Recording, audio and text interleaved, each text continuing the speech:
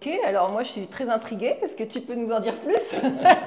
Ça décrit les différentes étapes par lesquelles une personne va convertir sa pensée en quelque chose de très concret et de réel.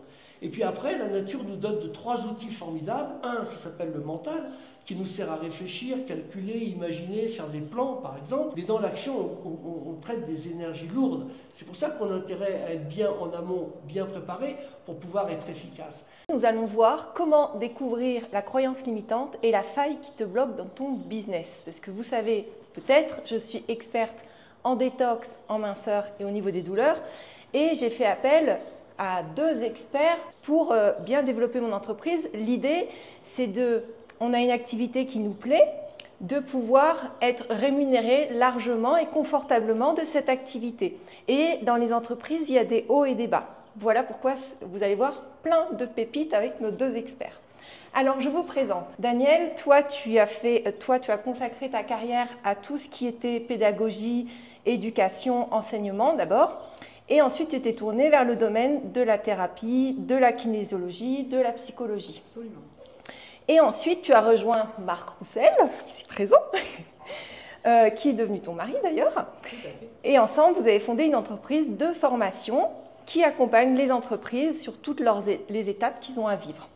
Donc toi, Marc, ça fait 37 ans que tu évolues dans le domaine du marketing. Donc on peut dire depuis toujours, quoi. Tu as été formé au sein de grands cabinets de renom international. Et on est très content de t'avoir ici aussi. Depuis 28 ans, vous cheminez ensemble pour aider les entreprises à se développer, à prospérer et à prendre de la joie dans son activité et à gagner de l'argent de manière équitable. En ce moment, on peut considérer que c'est un peu un moment difficile pour des entreprises. Donc là, on va voir des pépites ensemble. Donc on parle de croyances et on parle de failles. Finalement, c'est des choses qui nous touchent nous, mais ça touche aussi l'extension donc dans notre travail, dans notre business. Donc comment on peut les relier à notre business? Comment ces croyances peuvent toucher le fait qu'on travaille moins bien? Pour situer un peu les choses, on est souvent intervenu dans des situations de crise. Et dans les situations de crise, on voit bien que quand on analyse la situation et qu'on remonte des effets vers les causes, on découvre toujours deux choses. On trouve toujours une question de compétence en fait. Mais la compétence, il faut la regarder sous un angle intéressant qui est, un, on a l'état d'esprit et les croyances, et de l'autre, on a les savoir-faire et les comportements. Et donc c'est là qu'on retrouve la faille. Dans les comportements. Du coup, explique-nous comment tu vas décortiquer tout ça, à quoi ça tient? Ouais. On va prendre un peu de recul sur le business déjà. Vous savez, sur 100 personnes, vous en avez 80 qui caressent l'idée d'être à leur compte, d'avoir leurs propres affaires, de prendre leur destin en main.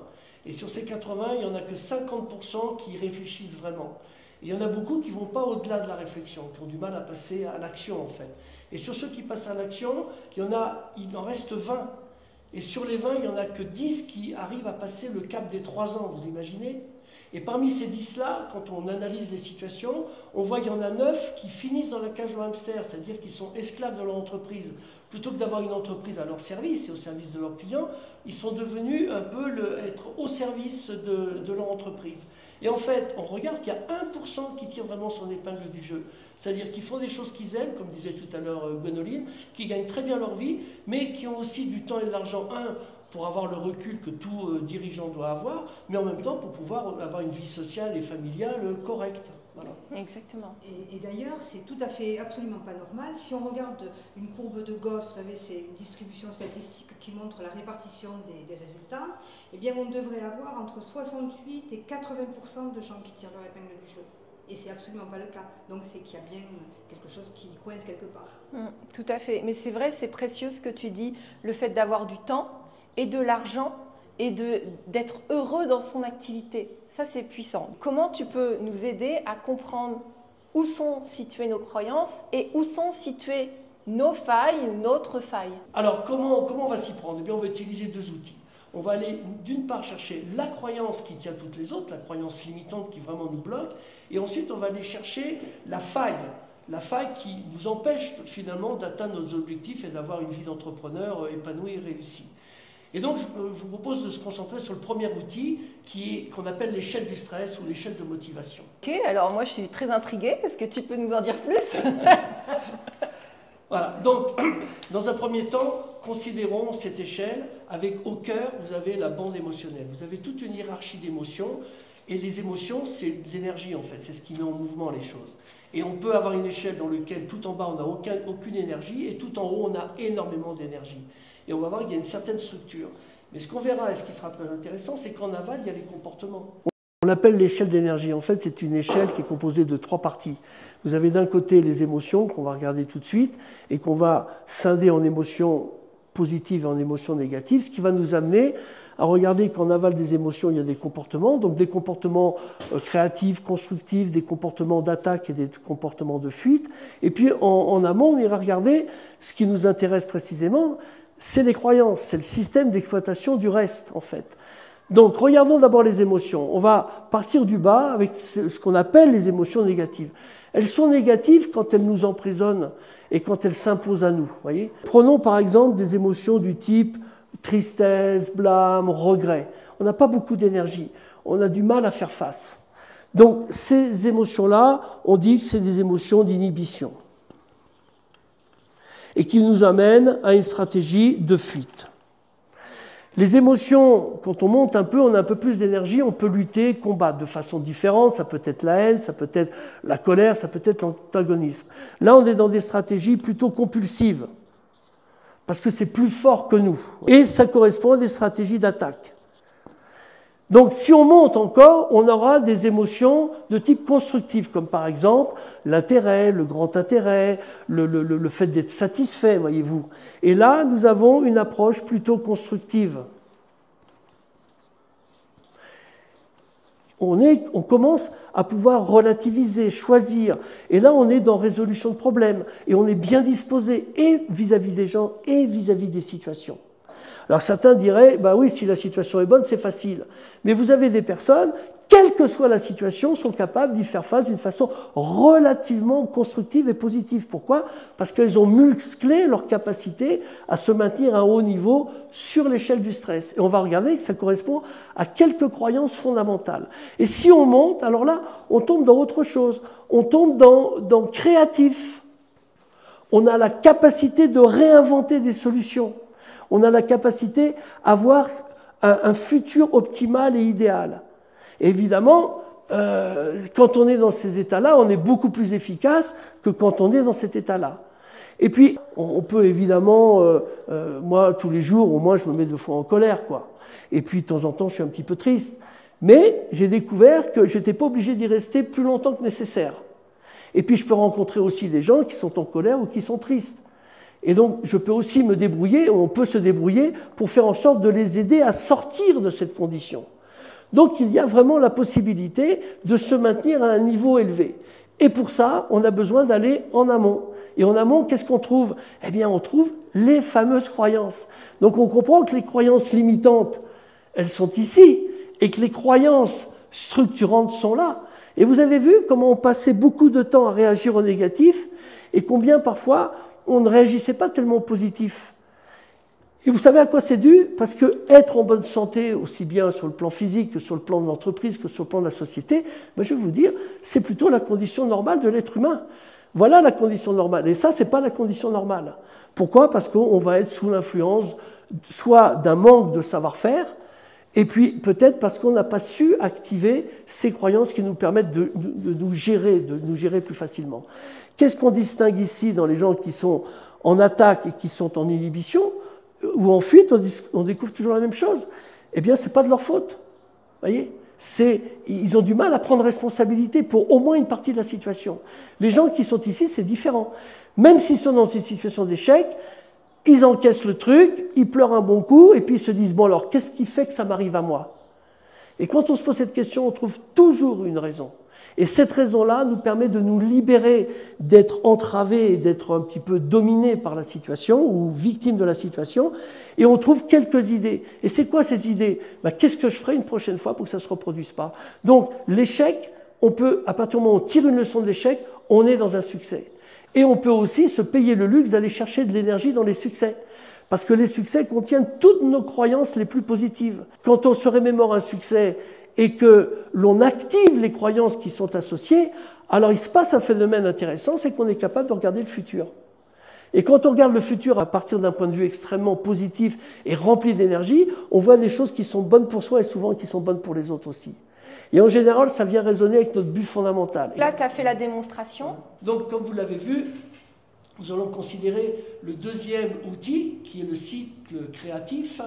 Et comme on l'a vu avec les émotions, on voit que quand on est tout en haut de l'échelle, on est dans des pensées très créatives, très libres. Et on a accès au futur. Et on voit un avenir. Qu'est-ce qu'on voit dans cet avenir? Quelque chose qui résonne avec quoi? Avec notre but fondamental. Et comment on sait que c'est le but fondamental? Eh bien, à chaque fois que ça se produit, vous avez été heureux, tout simplement. Donc, à partir du moment où on sait que là, il y a quelque chose pour soi, un rendez-vous avec un meilleur soi-même, eh bien, ça nous crée une responsabilité. Et cette responsabilité, c'est juste d'aller dans le sens de cet objectif ou dans le sens de cette vision. Et c'est le démarrage du cycle créatif de l'esprit humain. Le cycle créatif, est-ce que tu peux le décomposer pour que ce soit clair pour tout le monde? Bien sûr, bah oui. Parce qu'en fait, ça décrit quoi? Ça décrit les différentes étapes par lesquelles une personne va convertir sa pensée en quelque chose de très concret et de réel. Et puis après, la nature nous donne de 3 outils formidables. Un, ça s'appelle le mental, qui nous sert à réfléchir, calculer, imaginer, faire des plans, par exemple. Et puis après, il y a le phase où on va rencontrer d'autres personnes et on va partager avec elles, on va d'ailleurs partager la vision que l'on a, on va se mettre d'accord peut-être sur un plan, et puis la 4e étape, eh ben, c'est de passer à l'action. Et là, on est dans des énergies très différentes. Quand on est dans l'intention, on manipule des images. Quand on est dans la réflexion, on manipule des données. Dans la communication, on est dans un relationnel, si vous voulez. On traite de l'information avec un peu d'émotion, etc. Mais dans l'action, on traite des énergies lourdes. C'est pour ça qu'on a intérêt à être bien en amont, bien préparé, pour pouvoir être efficace. Et puis de résultat en résultat, les murs sont montés, le toit est monté, on a fait les peintures, etc. Eh bien à ce moment-là, on a le résultat final. Et si le résultat final est conforme à nos intentions de départ, eh bien on est simplement heureux, on appelle ça un succès. Et si les intentions, le résultat ne correspond pas à nos intentions, on appellerait ça un échec. Sauf, nous l'avons vu dans l'outil sur l'échelle de motivation, on a toujours la possibilité d'assumer une part de la responsabilité et de se remettre en question, soit d'abandonner, mais d'une façon consciente et autodéterminée, soit tout simplement revisiter un peu le processus et voir à quel moment, à quel endroit on pourrait améliorer ou à quel moment on aurait pu faire différemment. Ah, c'est génial. Soit je gagne, soit j'apprends. Oui. En fait, hein. C'est exactement ce que dit Mandala, il a tout à fait raison. Ouais. On s'est rendu compte que la croyance fondamentale qui faisait qu'on était bloqué dans notre business, elle est autour de « je ne suis pas responsable de ma condition ». S'il m'arrive un blocage, je ne vais pas m'en sortir. Pourquoi? Parce que je ne considère pas que je suis responsable de quoi que ce soit. Et si je ne suis pas responsable, je ne peux pas me poser la question « qu'est-ce que j'aurais pu faire différemment ?» par exemple. Je ne peux pas poser la question qui va me permettre de comprendre « qu'est-ce que je voudrais pour une prochaine fois ?» Et on a vu que l'antidote, c'était la prise de responsabilité. Et qu'on soit dans un succès ou dans un échec, si on sait qu'on est co-créateur de tout ce qui nous arrive, on a toujours un accès pour se dire, bon, ça ne s'est pas bien passé là, mais je peux regarder. Je peux me dire, tiens, qu'est-ce que j'ai là? Qu'est-ce que je pourrais faire différemment une prochaine fois? Oui, ou quelle est l'erreur, qu'est-ce que j'ai omis de faire, ou la personne que j'ai omise de contacter, ou quelle est l'erreur que je ne dois pas reproduire. C'est comme ça qu'on apprend finalement. Exactement. Donc la prise de responsabilité nous amène aussi dans le succès de dire j'ai ma part de responsabilité dans ce succès. Et c'est comme ça qu'on nourrit l'estime de soi. Qu'est-ce que c'est KIRKA? Ce sont les 5 plans d'activité de n'importe quel être humain dans le fait de convertir une idée en résultat. Vous avez peut-être remarqué comme moi que tout ce qui existe que les hommes n'ont jamais fabriqué, ça a d'abord été une idée, ça a été après traité sur le plan mental, et puis après on en a parlé autour de soi. Après, on est passé à l'action et progressivement, on est arrivé au résultat. Tout en haut, on est dans un champ où on traite des images en réalité, où on a des intentions, on a une volonté d'agir. On n'a encore rien fait, mais on a déjà peut-être la vision du but, etc. S'il n'y a pas ça, il ne se passera rien derrière. Voyez. Au niveau de la réflexion, on va commencer à analyser entre la situation actuelle et la situation souhaitée, on va analyser les informations. Qu'est-ce que la situation actuelle? Qu'est-ce qui est possible? Et on va commencer à tracer un itinéraire, faire un plan, faire une maquette, quelque chose comme ça. Et puis la communication, on commence à partager ses idées, ses réflexions avec d'autres, et on commence à communiquer et à réfléchir avec les autres, et à un moment donné, on crée des accords. On trouve des partenariats et peut-être on repère 2 ou 3 ennemis qu'il va falloir surveiller de très près. Et puis enfin, à un moment donné, on va passer à l'action et comme dans le cas d'une maison, on va y aller étape par étape. Et puis à un moment donné, on a le résultat final. Si le résultat est conforme aux intentions, eh bien, ça s'appelle un succès et en général, ça génère des émotions positives, etc. Et si ça ne correspond pas, eh bien, on peut se remettre en question et réanalyser qu'est-ce qu'on a fait. Est-ce qu'on a manqué de compétences? Est-ce qu'on n'était pas assez? Est-ce qu'on n'était pas assez d'accord? Est-ce qu'on n'avait pas bien analysé les données? Ou enfin, est-ce qu'on le voulait vraiment? Donc on a la possibilité de revisiter les choses à condition d'avoir mis en place la croyance numéro 1, c'est je suis co-acteur de mes créations et j'ai toujours la possibilité de me remettre en question. Donc on va prendre l'exemple avec une maison. À un moment donné, un couple décide d'avoir une maison. Vous voyez, il est là. Et brusquement, ça devient possible pour eux. Alors, ils sont très enthousiastes. Et ils vont avoir une maison parce qu'ils savent qu'ils sont capables d'avoir une maison, même s'ils ne l'ont pas encore. Ils n'ont pas de maison, mais ils sont déjà heureux. C'est pas mal. Et puis, donc, ils ont un premier avoir, je dirais, mental en quelque sorte. Et puis après, on commence à réfléchir. On sort, on va voir des maisons, des plans, des propositions, etc. Les choses deviennent de plus en plus réelles. On va voir l'architecte, par exemple, ou le soir, on fait des plans sur le bord de la table, etc. Et on a peut-être avec des amis, on réfléchit, etc. Il y a toute cette phase de réflexion, de rendre compatible l'idée avec la réalité. Et puis à un moment donné, on va en parler aux parents, on va en parler aux banquiers, on va en parler à toutes sortes de gens, on va en parler aux amis, évidemment, on va en parler entre nous. On a beaucoup de communication dessus. Et puis à un moment donné, on sait qu'on est en mesure de passer à l'action parce qu'on a peut-être le prêt, parce que tout est en place, etc. Et on commence à être dans l'action. Mais on n'a pas une maison tout de suite. C'est une baguette magique au ralenti. Et quand par exemple, on est le samedi avec les amis, sous le parapluie, là, et dans la flotte, la gadoue sur le chantier, 3 murs, 3 briques. Et la bétonneuse. Vous voyez, on n'a pas vraiment une maison. Mais qu'est-ce qu'on est heureux! Parce qu'on sait que la chambre du petit, elle va être là. Et on est en train de spéculer sur qu'est-ce qu'on fera quand on fera la crémaillère et pendant l'été, dans le jardin, etc. Donc on n'a pas la maison, mais on est heureux. Vous voyez, il y a une grande différence entre posséder et avoir. Et la puissance du but, ça vous met tout de suite dans l'avoir. Et l'avoir, le désir de l'avoir, vous met dans le faire. Et le faire vous maintient dans un état d'être positif.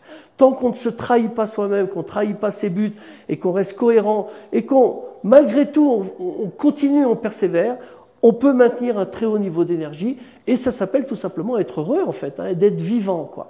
Et puis à un moment donné, bing, la maison est là, on a eu les clés, on a invité tous les copains, la famille, et on fait un peu la fête, ça s'appelle prendre une crémaillère. Voilà, on a atteint le but, on a consommé tout le potentiel de bonheur de ce projet. Maintenant, on va en profiter. Maintenant, on possède, on va en profiter. Et puis un petit matin, on ouvre la fenêtre, et qu'est-ce qu'on voit sur le gazon? Horreur des taupes!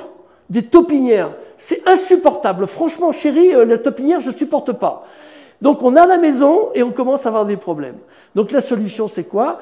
Bien, c'est au moment où on a libéré toute cette énergie, tout ce potentiel d'action que l'on avait mis dans le projet. Maintenant qu'on est libre à nouveau, en général, eh bien, un nouveau projet se présente devant nous et ainsi, d'étape en étape, on peut progresser, grandir et tendre et réaliser ce fameux potentiel que nous avons tous. On va aller regarder quelle est cette fameuse faille qui tient toutes les autres. Et donc, il faut revenir au 1% et se rendre compte que les gens qui réussissent ont tous une caractéristique, c'est qu'ils ont eu une idée brillante à un moment donné. Voyez, et cette idée brillante, ils l'ont mis à l'intérieur de quelque chose de spécial qui explique pourquoi il y a le succès qui est derrière. Et ce quelque chose de spécial, ça s'appelle le triangle d'or. Qu'est-ce que le triangle d'or? Il est constitué de 3 éléments. Le premier élément, c'est le mentor. Quand on a, après avoir posé cette question à des milliers de personnes sur des gens qui avaient du succès et de la réussite, ils nous disent toujours à un moment donné, avec un moment d'émotion, oui, mais à un moment clé, il y avait là quelqu'un pour moi, il y a quelqu'un qui croyait en moi, et en fait quelqu'un qui se reconnaissait en moi et qui a cru suffisamment et qui a créé la condition en termes de conseil et de présence pour me donner le courage d'aller plus loin. Donc le mentor, ça peut être le coach, ça peut être un enseignant. Ça peut être papa, ça peut être maman, ça peut être un grand frère, ça peut être un ami, ça peut être aussi une rencontre entre guillemets de hasard et qui en fait cette personne particulière. Parfois le coach, le mentor, il peut être là que quelques moments, peut-être quelques jours, quelques semaines, et parfois il peut vous accompagner pour toute la vie. Le mentor, il a une particularité, ou le coach, c'est qu'il croit en toi, là où toi, tu ne vois pas encore que tu as réussi. Il te pousse, il te pousse. Mais parfois, ça te pousse dans tes retranchements, tu dis non, je ne peux pas le faire, et en fait, tu t'aperçois que tu peux le faire en le faisant. C'est assez fou, et ça casse aussi les croyances limitantes de faire par quelqu'un qui accompagne en bienveillance. C'est intéressant aussi, ça. Oui. Il y a eu une expérience à l'école qui s'appelle l'effet Pygmalion. Alors c'est une expérience qui est très très connue, où en fait en début d'année on distribue les enfants et on dit au professeur, ce groupe-là a un QI supérieur à la moyenne, ce groupe-là a un QI normal par rapport à la moyenne et celui-là a un groupe inférieur au QI normal. Et donc, une fois que les profs ont cette info, ils font leur année classiquement, normalement. Et à la fin de l'année, on teste les enfants. Et bizarrement, les enfants dont on a dit que le QI était supérieur ont un QI qui a augmenté. Les enfants qui avaient soi-disant un QI normal ont conservé un QI normal. Et chose dramatique, c'est que les enfants dont on a dit qu'ils avaient un QI inférieur à la moyenne ont effectivement un QI inférieur à la moyenne. Donc vraiment avoir quelqu'un qui croit en vous et qui vous accompagne, mais ça a un effet formidable. D'où l'intérêt d'être bien entouré aussi. Parce que c'est vrai que l'effet inverse existe. Si quelqu'un est dans votre environnement, est jaloux, vous en veut, au contraire vous met des bâtons dans les roues, même s'il ne dit rien, ça peut aussi expliquer en grande partie un grand nombre d'échecs en fait. Ok.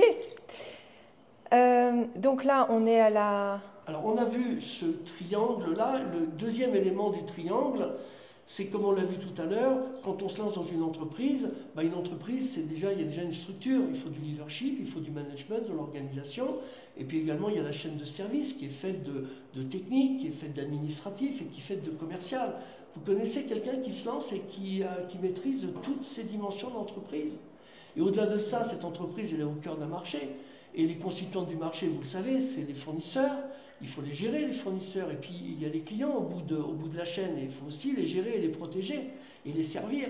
Et puis, on est quand même coincés tous entre l'État, les normes, les impôts, etc. et les concurrents qui ne veulent pas que du bien. Donc, vous connaissez quelqu'un qui maîtrise tout ça. Qu'est-ce que le mastermind? C'est simplement un ensemble d'individus, ça peut être le club affaires, ça peut être le club de l'université, ça peut être des parents qui sont eux-mêmes des entrepreneurs et qui vont vous apporter tout ce conseil, tout ce soutien.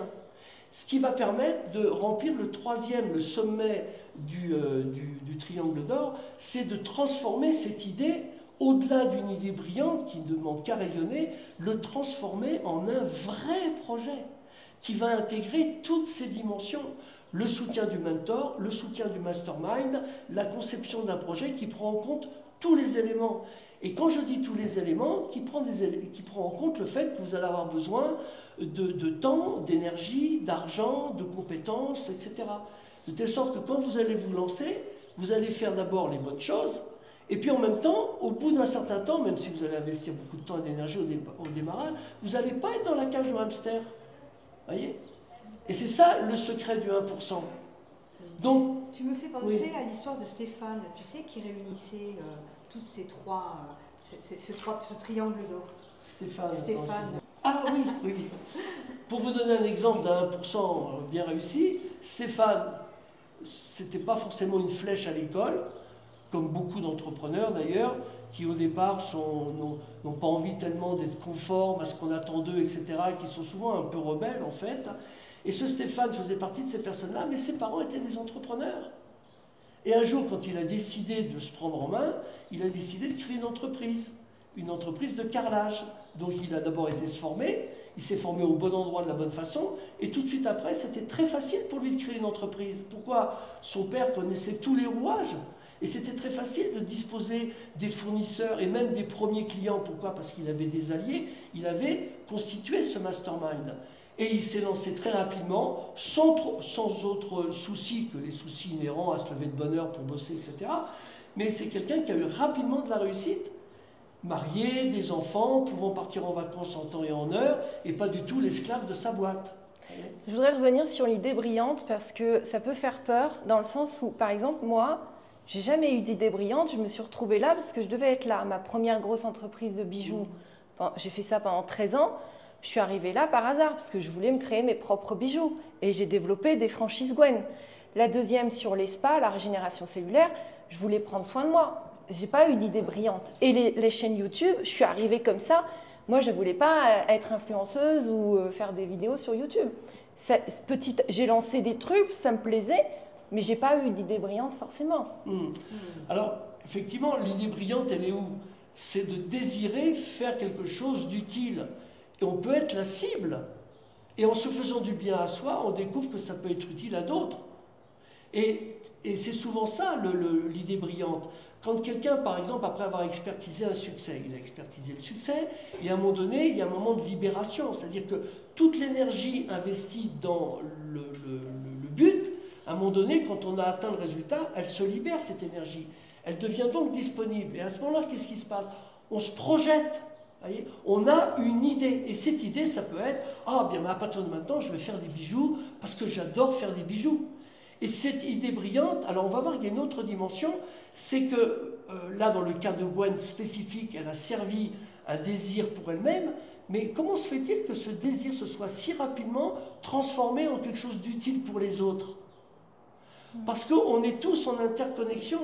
Le vrai bonheur, ça serait de contribuer au bonheur des autres en réalité. Tout à fait. Mais contribuer au bonheur des autres sans contribuer au sien, ce n'est pas le bonheur non plus. Donc là, on a une réponse que là, à la source même de l'idée brillante, il y a déjà de faire quelque chose qui est bon pour soi. Et si c'est bon pour soi, il y a un phénomène qui s'appelle la recommandation, c'est qu'on a envie de le partager avec les autres. Et puis on en parle, les gens sont intéressés, il y a une synergie qui s'installe et on a une clientèle qui est là.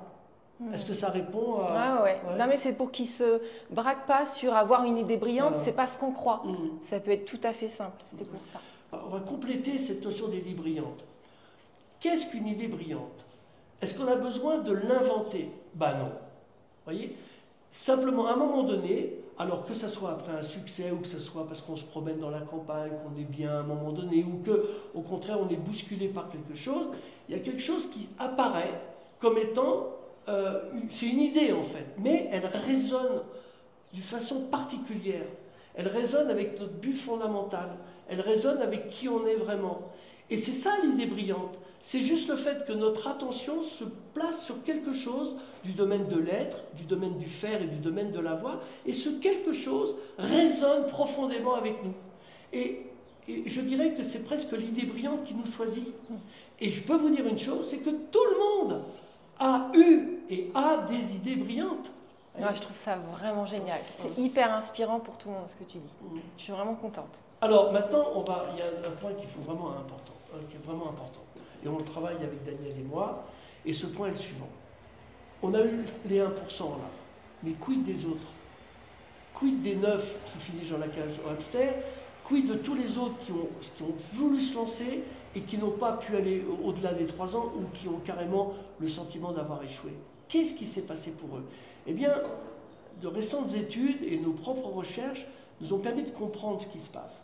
C'est que les entrepreneurs que nous sommes, tous ces entrepreneurs qui ont caressé l'idée d'être libres finalement et de faire des choses qu'ils aimaient et de se mettre un peu au service de la communauté, ce sont parmi les gens les plus brillants et les gens les plus valables d'une société, sur le plan économique, sur le plan humain, sur le plan social. Ce sont des créateurs. Et fondamentalement, un créateur, il a besoin de liberté. Il a besoin d'être libre. Et cette liberté, quand elle rencontre trop la conformité, trop « ah oui, mais tu sais, il faut d'abord gagner sa vie.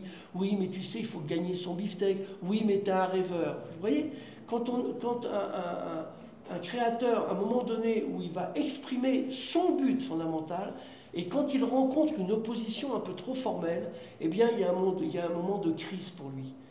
Et cette crise, il va la traduire en prenant une décision. C'est une décision qui montre son intégrité vis-à-vis de lui-même, mais en même temps, c'est une décision, entre guillemets, mortelle. Il dit « je vais m'en sortir tout seul ». Ça, c'est hyper dangereux, ouais. On a besoin des autres. Et le succès n'est pas une affaire d'homme seul. Moi, j'ai pensé ça. Oui. Excuse-moi, je t'ai Non, coupé. mais je t'en prie, non. Moi, j'ai vas-y. pensé ça toute ma jeunesse, je vais m'en sortir toute seule. Et avec les autres, ça ne marche pas. J'avais un truc comme ça. Et quand on a créé les franchises Gwen, j'ai ramassé. Ouais. J'ai vraiment ramassé. Et en fait, c'est une considération que j'avais moi, que je continuais de perpétuer. Mais dans le subconscient, consciemment, moi, je voulais être avec les autres. Et en fait, dans les faits, ça cassait à chaque fois. Mais oui, mais oui. Et quand on veut faire tout seul, on se sent forcément incomplet, et c'est normal. Hein, voilà. Et cette incomplétude, finalement, elle va réveiller ce qu'on appelle le syndrome de l'imposteur. Personne ne peut tout faire. Donc forcément, on se retrouve face à des choses pour lesquelles on n'a pas la compétence, des choses pour lesquelles on n'a pas la maturité, enfin, toutes ces choses qui sont encore difficiles. Et c'est complètement normal, on est incomplet. Et l'incomplétude résonne, je suis un imposteur, c'est une imposture. Et cette imposture est réveillée parce que quand on va chercher quelqu'un pour nous aider, pour faire quelque chose qu'on n'est pas en capacité de faire, eh bien ça vient taper sur, puisque je ne sais pas le faire, je suis un imposteur, quoi. Lui sait le faire et pas moi. Donc si on veut faire un sort à ce fameux syndrome de l'imposteur, une bonne façon de commencer, c'est effectivement de travailler en équipe. Même si c'est pas facile, hein, Gwen, tu nous racontes. Oui, et puis pour les thérapeutes, je pense aussi aux thérapeutes, comment ils peuvent travailler en équipe? Mais quand tu regardes tous les gens qui sont en cabinet multiple, ils ont des équipes pluridisciplinaires. Tu as une diététicienne, tu as un kiné, tu as un sophrologue, tu as un ostéopathe. Oui, mais pour ceux qui ont leur cabinet ou qui travaillent sur Internet, ça veut dire quoi? Ça veut dire qu'ils doivent avoir quelqu'un qui va poster par exemple des vidéos pour eux ou... Alors ça, c'est effectivement, c'est autre chose. Ça peut être quelque chose comme ça. Tout seul, on n'y arrive pas. Les réseaux sociaux, par exemple, on y passe ses nuits. Hein. C'est très technique, très complexe. Quand on veut le faire tout seul, eh bien, on n'a pas la compétence complète. On y passe du temps. On n'obtient pas les résultats qu'on veut. On se décourage. On finit par dire ça ne marche pas. Alors que, comme tu le dis très justement, si on va chercher quelqu'un dont c'est le métier, qui va réussir en nous faisant réussir, eh bien voilà, on crée une chaîne de valeur, une chaîne de collaboration qui nous amène dans davantage de compétences et davantage de résultats. Merci. Le fait de décider tout seul, on le décide dans un état émotionnel négatif. Et donc on voit que ce niveau de motivation, il est associé à des croyances négatives, voyez, et fausses d'ailleurs. En plus, on est dans un état où on n'est pas bien. Et puis deuxièmement, on a un comportement et on va ancrer le truc, on claque la porte, on s'en va. Le nombre de personnes qui ont quitté leur famille à ce moment-là précis. Moi je me souviens très bien, j'avais 16-17 ans, je me vois en train de marcher dans là où j'habitais et je venais de claquer la porte et c'était terminé. J'allais m'en sortir tout seul. Eh bien finalement c'est un piège assez mortel parce que vous l'avez compris, on l'a vu tout à l'heure, personne ne maîtrise toutes les compétences nécessaires à la conception, au lancement d'une entreprise et à faire vivre une entreprise. Et comme le disait Daniel tout à l'heure, quand quelqu'un même nous propose de l'aide, ça nous fait réagir cette blessure en fait, elle n'est pas guérie. Et tant que cette blessure n'est pas guérie, en fait, eh bien, on risque on devient comme un hérisson en fait, on est allergique même à l'aide. Et voilà pourquoi... Petite parenthèse, vous, est-ce que vous coachez par rapport à ça? Est-ce que vous prenez des gens en individuel? Oui. Ouais. Ok, c'est tout ce que je voulais savoir. On en parlera à la fin. On a des protocoles bien particuliers pour faire ça. Okay. Et en même temps, voilà, donc on a vu cet élément-là. Et la différence entre ceux-là, la plupart qui ne réussissent pas autant qu'ils méritent de réussir, vous voyez? Parce qu'on est quand même dans un monde qui est assez hostile à l'entrepreneuriat. Hein. Il faut vraiment être très costaud pour passer au travers de tous ces obstacles. Les obstacles internes, nos propres croyances qui peuvent être stimulées par des situations passées, et puis également le savoir-faire. Et donc, ces gars le 1%, la plupart du temps, je ne dis pas 100%, mais 99%, sont des gens qui ont eu la chance et le privilège d'être au sein déjà de cette structure qu'on appelle le triangle d'or. Là, on a vu tout ce qui était croyance, tout ce qui était faille, tout ce qui était là, seul, c'est pas toujours facile à fonctionner. Donc vous avez créé un accompagnement sur plusieurs mois. Est-ce que vous pouvez nous en parler? Parce que je sais que ce que vous faites, c'est de la bombe. Il n'y a pas d'autre mot. J'ai toujours été très contente. Donc, j'aimerais bien partager ça avec tout le monde. Dites-nous, qu'est-ce que c'est que tout ça? D'accord. Alors, en fait, on a mis tout notre savoir-faire, les 30 ans d'expérience auprès des entreprises, pour créer un accompagnement destiné aux entrepreneurs qui démarrent ou qui stagnent. Pourquoi? Parce que quand on est bloqué, en général, il vaut mieux revenir aux bases. Voilà, donc c'est valable pour les personnes qui démarrent et pour les personnes qui veulent se développer. C'est un accompagnement en 3 phases.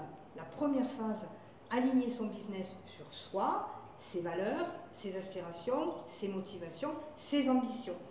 La deuxième phase, c'est aligner son business sur son marché et se faire connaître. Et la troisième phase, c'est rentrer des sous et gérer la croissance. Voilà. Donc, je vais détailler les 3 phases, si tu veux bien. Oui, je veux bien, Voilà. ouais, c'est intéressant. Dans la première partie, qui correspond à la phase, à l'intention et la réflexion dont nous a parlé Marc tout à l'heure dans le cycle créatif, on commence par apprendre à conserver un haut niveau d'énergie. Vous vous rappelez l'échelle de motivation, l'échelle d'énergie, se maintenir à un haut niveau d'énergie. C'est ça, ouais. Ensuite, on a besoin de communiquer avec les gens et de communiquer de manière efficace. Et quand il y a de la pression, c'est pas simple. Alors, comme c'est un incontournable, on a ajouté à ce programme notre cours Intelligence relationnelle, qui est un cours qui remporte un succès extraordinaire tout le temps, depuis 30 ans. Les gens adorent ce cours-là. Voilà. Le but, c'est d'apprendre à mieux se connaître, à mieux s'apprécier, apprendre à mieux connaître les autres, mieux les apprécier, et également interagir avec souplesse et efficacité. Une fois qu'on est prêt là sur soi, ses motivations et la communication, on va s'occuper de sa vision. La vision, c'est quelque chose de très précis, c'est pas juste un mot. Donc on a besoin de la sculpter, de la rendre inspirante, de la rendre motivante pour soi, pour qu'elle soutienne notre action, et également pour les autres. Sur cette base, on va pouvoir construire un projet robuste, vous voyez, qui va tenir la route et qui remportera l'adhésion des proches, du banquier, des partenaires, des fournisseurs, des clients, enfin, vous voyez, vraiment un projet solide. C'est à ce moment-là qu'on va regarder son business plan, son modèle économique, qu'on va faire de la planification. Alors nous, on n'est pas des financiers, donc la planification, c'est pratique et efficace. Et pourquoi il faut qu'on soit soutenu par nos proches, par exemple? C'est quoi l'intérêt? En fait, merci de me poser la question. En fait, on se rend compte qu'il y a 50% des personnes qui échouent parce que leur entourage ne les soutient pas. Quand à la maison, vous avez des gens qui ont peur ou qui sont opposés à votre projet, c'est extrêmement difficile de passer les montagnes, les hauts et les bas qu'on traverse tous dans l'entrepreneuriat. Et évidemment, on finit par abandonner. Donc c'est très très très important. Merci pour ta question. Donc, dans la deuxième partie, là, on va s'occuper de communication d'entreprise. C'est-à-dire qu'on va avoir besoin de faire connaître son entreprise. Et avant de partir à conquérir le monde, on va conquérir un marché de proximité. Et il y a une façon très simple qui coûte 0 € de développer une clientèle de proximité sans faire de publicité. On adore ça et on l'a expérimenté dans différents secteurs. C'est vraiment très très sympa et très efficace. Ensuite, on va apprendre comment assurer une présence effective et efficace en ligne. Alors là, il va vraiment falloir faire des choix parce qu'on peut y passer ses nuits et avoir aucun résultat en face. Gwen, les réseaux sociaux, toi qui es experte dessus, tu peux dire ça draine vraiment de l'énergie. Voilà. Si je pouvais le déléguer, je le ferais volontiers, mais j'ai envie que ça reflète vraiment ce que je suis. Donc là où j'en suis, pour le moment, c'est pas... Ouais. Voilà. Mais selon le métier qu'on a, effectivement, ça vaut le coup de se pencher sur la question. En tout cas, d'avoir suffisamment de compétences pour savoir si on va le faire soi ou si on va le déléguer. Et si on le délègue, savoir quoi on délègue et comment on le délègue. Voilà, donc la troisième partie, là, ça s'associe au résultat. Là, on était sur la communication et l'action. Eh bien, le résultat, c'est qu'on va apprendre à vendre, avoir des clients, faire des sous et gérer la croissance. Et croyez-moi, gérer la croissance, c'est surtout pas le plus facile. Alors là, je vais me tourner vers Marc et je vais te demander de nous dire quelques mots sur la vente, puisque c'est toi le grand spécialiste de la vente chez nous. Alors si c'est moi le spécialiste, Toi, tu as écrit un livre sur la vente éthique. Oui, le vendeur éthique. Ah, le vendeur éthique, pardon. C'est une démarche de vente, ce qu'on appelle la vente conseil. Parce que finalement, souvent, les personnes ont des a priori sur la vente parce qu'on pense que c'est une lutte, qu'il va falloir argumenter, qu'il faut parler, qu'il faut dominer, influencer, etc. En fait, la vente, c'est beaucoup plus simple que ça. C'est le désir d'aider quelqu'un à obtenir quelque chose dont il a besoin, en fait. Donc, si en amont, comme le signalait Daniel tout à l'heure, on a bien fait son marketing, en fait, on a en face de soi des gens qui sont intéressés, qui veulent en savoir un peu plus. Et après, c'est comment on crée un climat de confiance avec un client. Parce que imaginons que cette personne, qu'on soit un thérapeute d'ailleurs, ou qu'on soit un homme d'affaires qui vend des produits ou des services, ça reste la même démarche. Qu'est-ce que l'on fait en tant que thérapeute? Ben, on s'intéresse à la problématique du client et en fonction de notre capacité à tenir une promesse, on va l'accompagner pour l'aider. Et à un moment donné, il y a une transaction qui n'est pas forcément formalisée, elle est un peu induite dans le fait que la vente, c'est provoquer une sorte d'échange entre un service et une demande et un besoin, quoi. Donc, si on regarde par exemple un cycle d'entretien qui a bien réussi, le client à la fin, ben, quand il est content, eh bien, avant de s'engager avec vous, il doit se dire est-ce que cette personne est capable de résoudre mon problème? Donc si nous on veut aider un client, lui montrer qu'on est capable, il faut d'abord au moins comprendre bien son problème. Et pour bien comprendre son problème, on doit passer dans une phase d'écoute.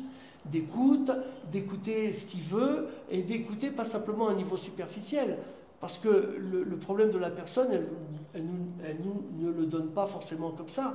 Il faut la laisser, il faut la mettre en confiance suffisamment pour qu'elle puisse nous parler sincèrement de ce qu'elle veut, de ce qu'elle a besoin, de ce qu'elle recherche, peut-être de l'impact que ça a dans sa vie aujourd'hui, le problème qu'elle a, et puis peut-être les conséquences que ça pourrait avoir si elle ne faisait rien. Donc l'amener dans cette démarche, qui est une démarche très douce en fait, de questionnement, et peut-être qu'on n'a rien à lui vendre d'ailleurs. Et donc, en amont de ça, c'est clair qu'on a intérêt à créer un cadre de confiance avec la personne, lui donner quelques informations sur nos intentions, sur qui on est, et ensuite l'amener dans un diagnostic. Et quand on maîtrise bien le diagnostic, il va se passer un phénomène intéressant, c'est que la personne ne nous perçoit pas comme le thérapeute ou la personne qui veut absolument vendre quelque chose, mais il nous perçoit comme quelqu'un de compétent et désireux de l'aider. Et c'est pour ça qu'il va s'ouvrir. Et en s'ouvrant, on va pouvoir l'aider à prendre conscience de son problème et peut-être de l'aider à décider de faire quelque chose pour lui-même. Au-delà de ça, il ne nous perçoit plus comme un vendeur ou comme quelqu'un qui veut absolument vendre un service. Il nous perçoit comme un conseiller en réalité. Et puis autre chose, quand on l'a aidé à prendre conscience de bénéfices qu'il va retirer de la démarche, à ce moment-là, on a quelqu'un qui investit sur lui en fait.